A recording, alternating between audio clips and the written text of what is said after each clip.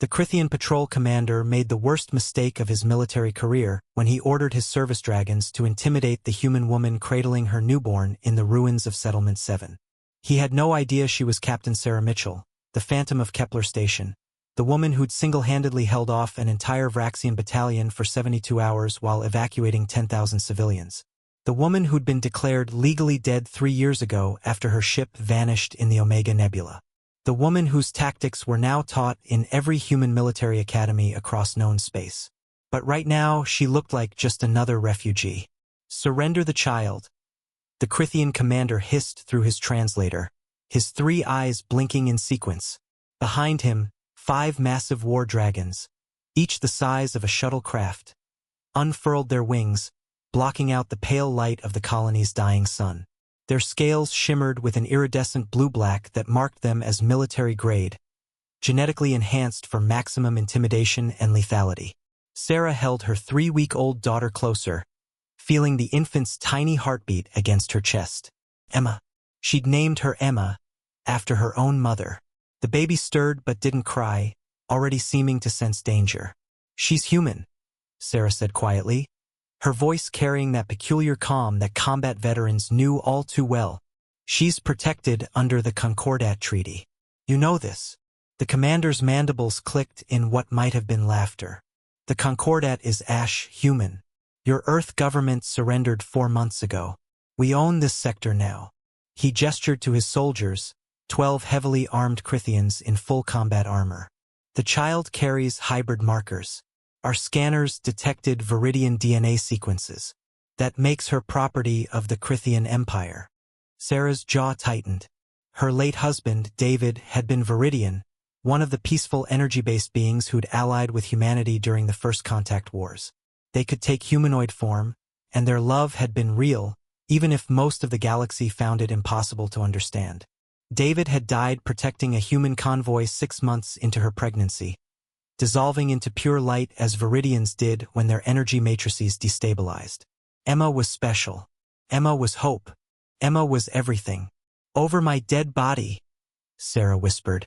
The commander's translation device made a strange warbling sound. "That can be arranged." He raised one clawed hand, and the dragons took a synchronized step forward, their enormous talons cracking the ferrocrete beneath them. Each breath they exhaled came out as superheated vapor, distorting the air. The lead dragon, a female with scars across her snout indicating dozens of battles, lowered her massive head toward Sarah, pupils narrowing to slits as she focused on the woman and child. Her jaws opened slightly, revealing teeth the length of combat knives and the faint orange glow of building plasma in her throat. Sarah didn't move.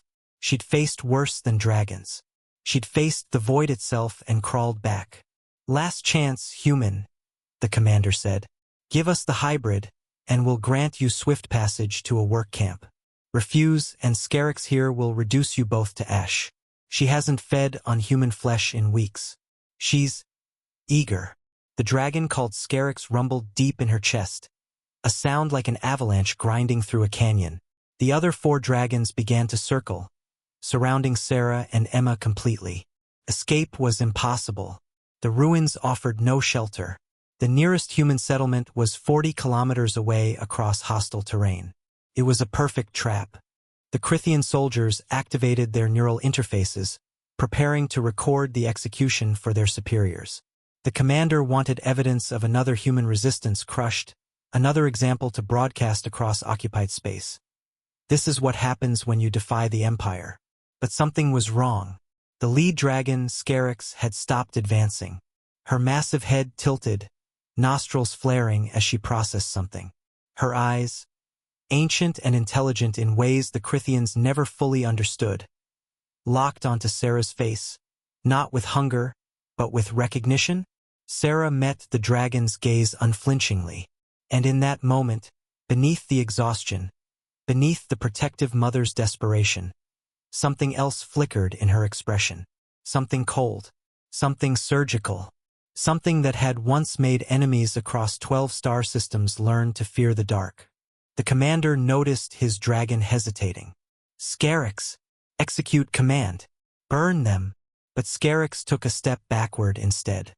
And that's when Sarah smiled, not with joy, but with the grim satisfaction of a predator recognizing that her prey had just made a fatal error. "You should have scanned me more carefully," she said softly, her free hand moving slowly to the collapsed metal rod at her belt. A weapon the Krythians had dismissed as debris. "You should have asked why a woman alone, with a newborn, would be standing in this specific location in these ruins." The Krythian commander's confidence wavered as his tactical display suddenly lit up with belated warnings.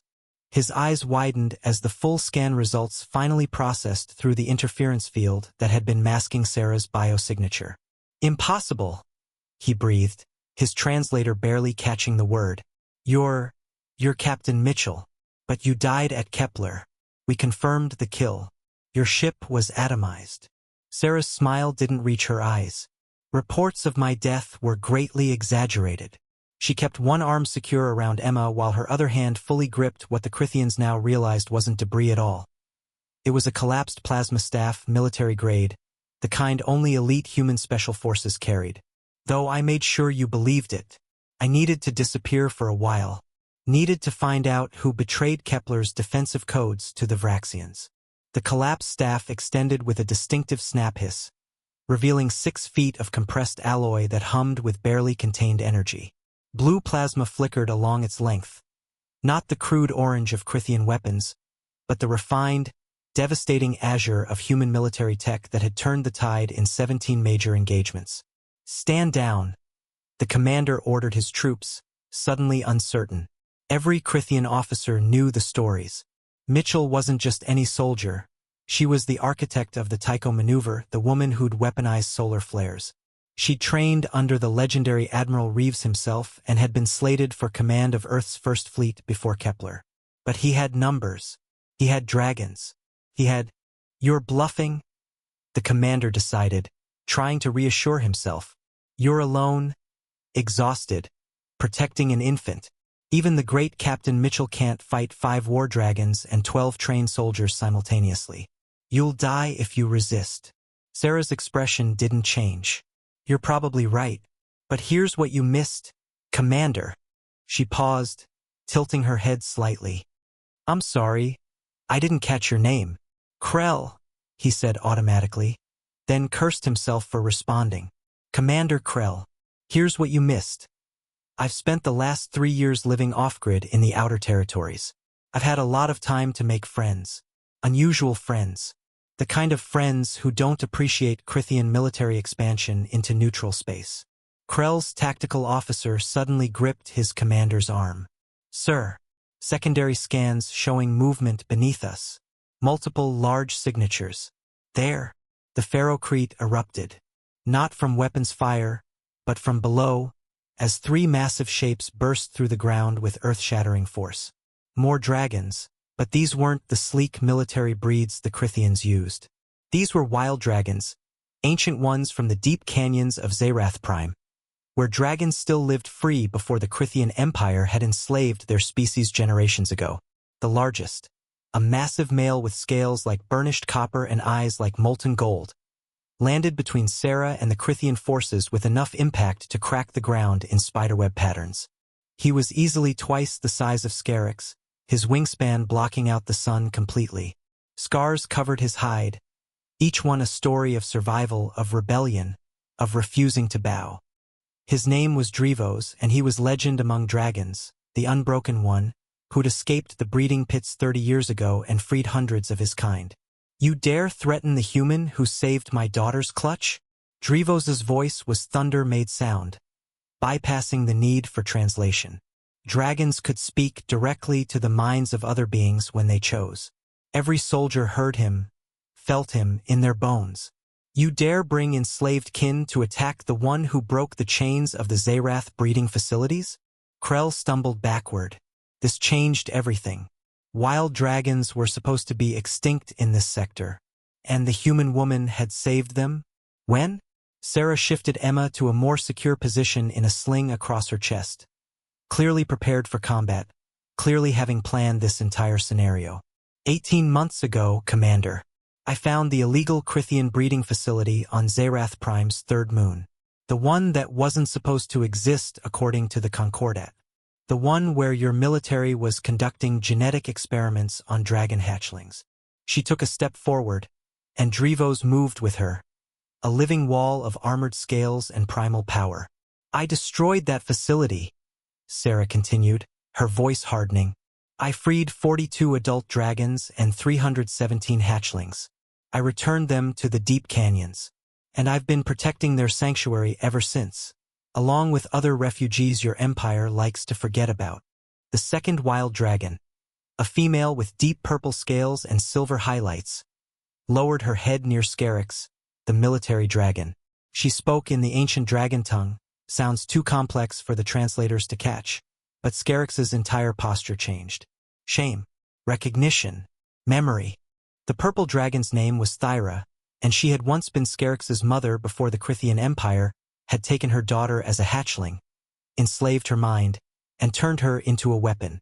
Now, mother and daughter faced each other across a divide measured not in distance but in decades of forced separation and neural conditioning.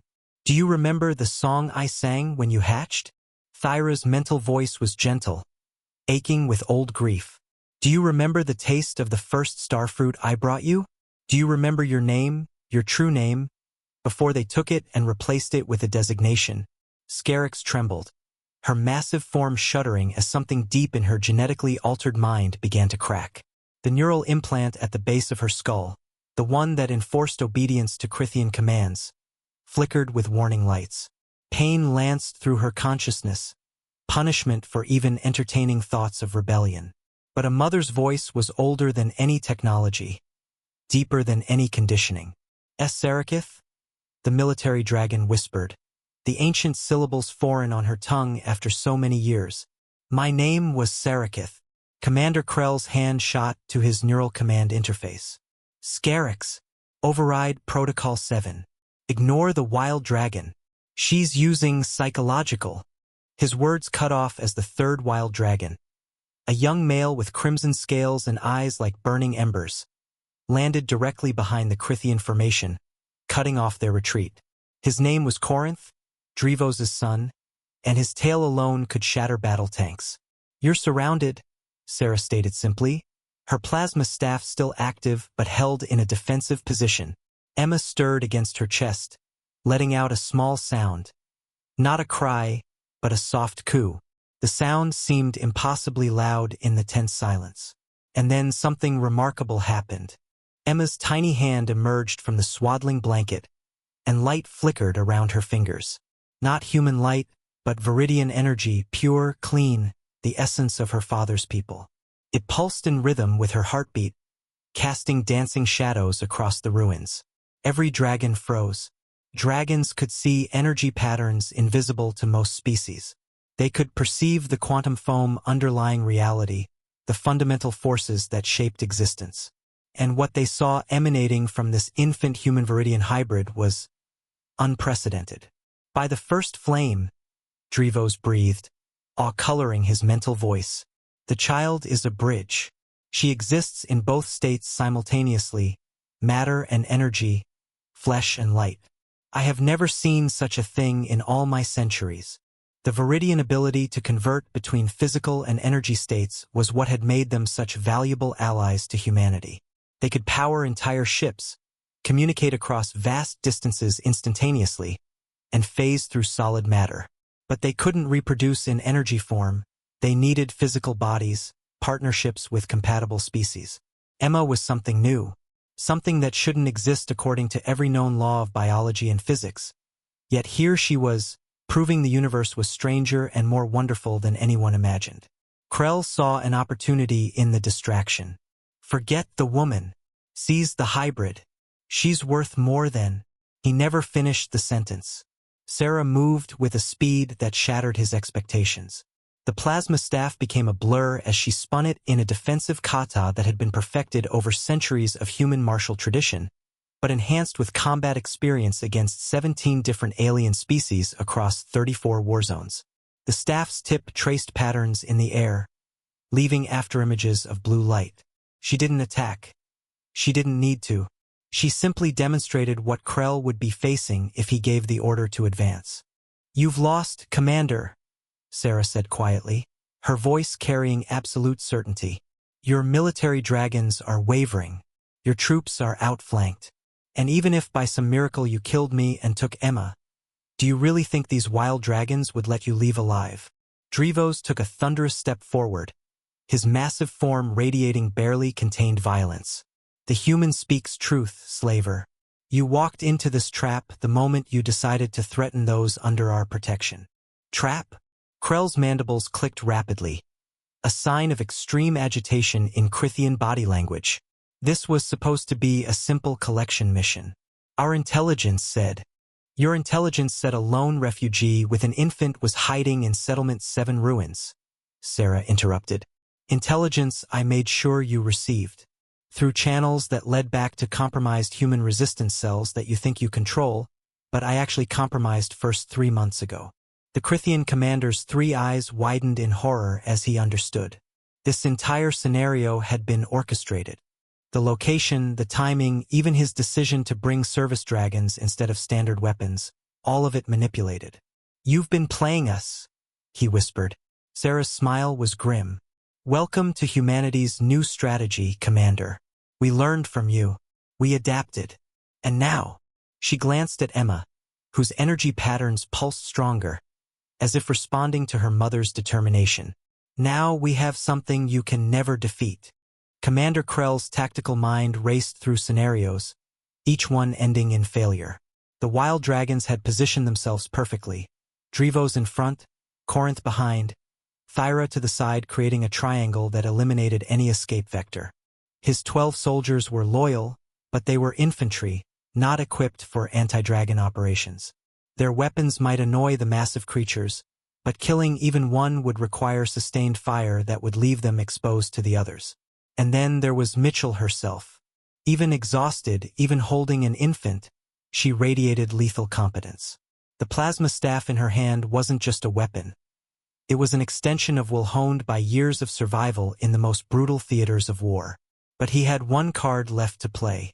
Lieutenant Dravik, Krell subvocalized through his neural link to his second-in-command. Activate the failsafe protocol on all service dragons.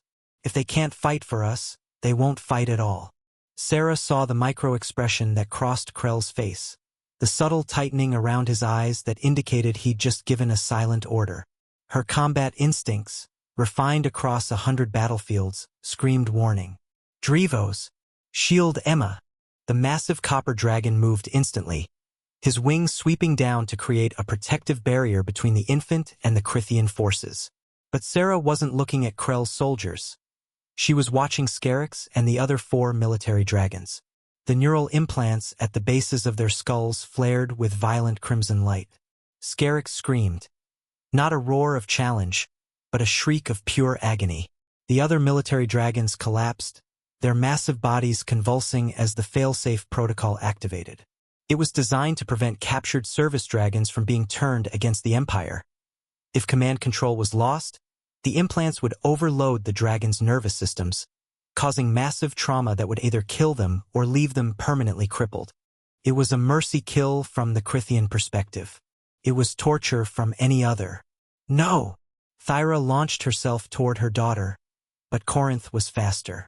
The young Crimson Dragon's tail whipped out, smashing into the device on Krell's wrist, the remote command unit that controlled the failsafe.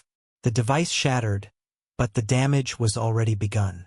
The 5 military dragons writhed in synchronized agony, their minds burning under the overload. Sarah made a decision that would have been impossible for her 3 years ago, before Emma, before David, before she'd learned that some things were worth more than tactical advantage. She dropped her plasma staff. Drevos, Corinth, hold them down. She sprinted toward Scarix, her hands already moving to the medical kit at her belt. Emma bounced against her chest, but the infant's energy patterns flared brighter, as if sensing her mother's desperate purpose. Mitchell, what are you doing? Krell shouted, genuinely confused. They're just dragons. Military assets. Let them. Shut up. Sarah snarled with such venom that the Krythian commander actually took a step back. She reached Scarix first, climbing onto the dragon's massive head even as the creature thrashed. Thyra, I need you to hold her still.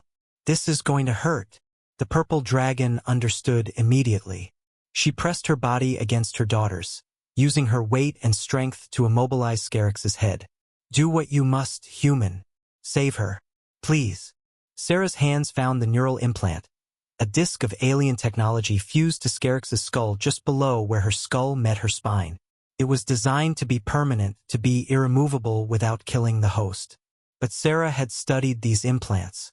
She'd dissected 12 of them after raiding the Zerath breeding facility. She'd learned their weaknesses. Emma's tiny hand reached out from the swaddling, touching the implant. Veridian energy crackled across its surface, and something remarkable happened. The quantum state of the implant's molecular bonds began to shift, becoming less solid, more malleable. That's it, baby girl, Sarah whispered, even as her combat knife dug into the tissue around the implant.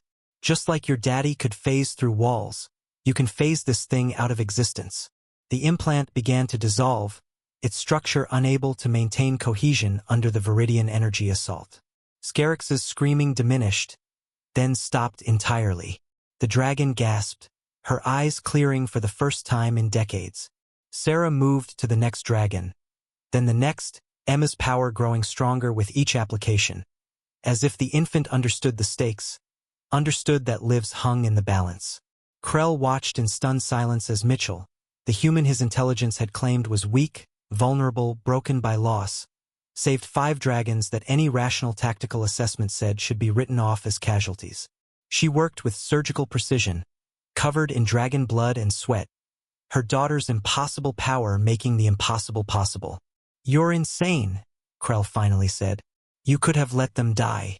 It would have eliminated 5 military assets from our forces. Sarah finished removing the last implant from the youngest of the military dragons, a male barely past adolescence whose designation had been Car 7, but whose true name was Kelroth. She wiped dragon blood from her hands and turned to face Commander Krell, her eyes blazing with an intensity that made the Krythian warrior involuntarily step backward. That's the difference between us, she said, her voice carrying across the ruins like a judge pronouncing sentence. You see assets, numbers, tools to be used and discarded. I see people, beings, lives that matter. She walked toward him slowly, deliberately, and every step carried the weight of someone who had walked through hell and come out the other side knowing exactly what they stood for. Emma continued to glow softly against her chest, the infant's energy patterns now pulsing in sync with her mother's heartbeat. 2 lives, 1 purpose. You want to know the real reason humanity keeps fighting? Sarah continued. The real reason why you can't break us, no matter how many colonies you conquer, how many battles you win. It's not our weapons. It's not our tactics. It's not even our stubborn refusal to quit. She stopped 3 meters from Krell, close enough that he could see the scars on her face, the ones she'd earned at Kepler and a dozen other battles. Close enough that he could see the exhaustion in her eyes, but also the unbreakable core of will beneath it. It's because we've learned something you haven't, Commander. We've learned that strength isn't about domination. It's about connection. Every species we've encountered, we've tried to understand. We've formed alliances not based on conquest, but on mutual respect. The Veridians, the Tyrellians, the Praxis Collective, they fight alongside us not because we forced them, but because we proved we value their lives as much as our own. Behind her, the 5 freed military dragons were struggling to their feet, supported by Drevos, Thyra, and Corinth. Scarix, no, Serikith, her true name restored, looked at her mother with tears streaming from ancient eyes, making sounds in the dragon tongue that needed no translation. Joy, grief, reunion after decades of stolen time. The Krythian Empire has spent centuries building its power on slavery, Sarah pressed on. Dragon slavery, clone soldier slavery, conquered species pressed into service. You've built an empire on the backs of those you consider lesser beings. And you think that makes you strong. She reached down and gently adjusted Emma's blanket, the tender gesture contrasting sharply with the iron in her voice. But empire built on oppression are brittle, Commander. They crack from within. Every dragon you enslave is one who might break free. Every species you conquer is one planning rebellion. Every soldier you force into service is one who might turn on you the moment they see an opening. Krell's mandibles twitched in what might have been anger or might have been fear. Pretty speech, Captain, but you're still outnumbered. The Krythian Empire controls 2/3 of this sector. Earth surrendered. You can't win this war. Sarah's smile was sharp as a blade. Earth's government surrendered. The human military did not. There's a difference. She gestured to the ruins around them. You think this colony was abandoned? Look closer. Krell's tactical officer had been running continuous scans, but now his display lit up with alerts. Energy signatures, dozens of them, appearing all around the perimeter. Not dragon signatures, human ones, and Praxis, and Tyrellian, and Veridian. Settlement 7 wasn't abandoned. Commander, Sarah explained as figures began emerging from the ruins. Soldiers in mismatched armor. Resistance fighters who'd been waiting in positions prepared weeks in advance. It was evacuated of civilians and converted into a base for the Free Fleet. What you thought was a dead colony is actually the coordination center for resistance operations across 4 systems. A human male approached from the left, tall, scarred, with the insignia of a resistance cell commander on his tactical vest. His name was Jackson Rivers, formerly of the Earth Defense Force 6th Fleet, now leading guerrilla operations in the Outer Territories. Captain Mitchell, Rivers nodded respectfully. Your signal came through. We've got 300 fighters in position, plus the wild dragons who answered Drevos's call. The Krythian patrol ships in orbit have been disabled by Veridian boarding parties. He looked at Krell with professional assessment. Commander, you have one chance. Order your troops to stand down. Release your claim to this sector, and we'll allow you to leave with your lives. Krell looked around at impossible odds, at the trap that had been months or perhaps years in the making, at the woman who'd supposedly died at Kepler but had instead been building something new, something dangerous, an alliance based not on conquest but on liberation. Commander Krell's shoulders sagged in defeat as he looked at his troops, then at the dragons, both enslaved and free, then at the emerging resistance forces. The mathematics of survival were brutally clear. He touched his communication device with one claw. Krythian forces, stand down. Power down all weapons. Prepare for negotiated withdrawal. Sarah nodded to Rivers, who signaled his fighters to maintain position but hold fire. The tension didn't disappear, but it shifted from inevitable violence to cautious hope. You'll be allowed to return to Krythian space, Sarah told Krell, with a message for your empire. This sector is under Free Fleet protection now. Any colony that wants freedom from Krythian occupation will receive it. Any enslaved species that reaches us will find sanctuary. And any Krythian military force that continues targeting civilians will face consequences.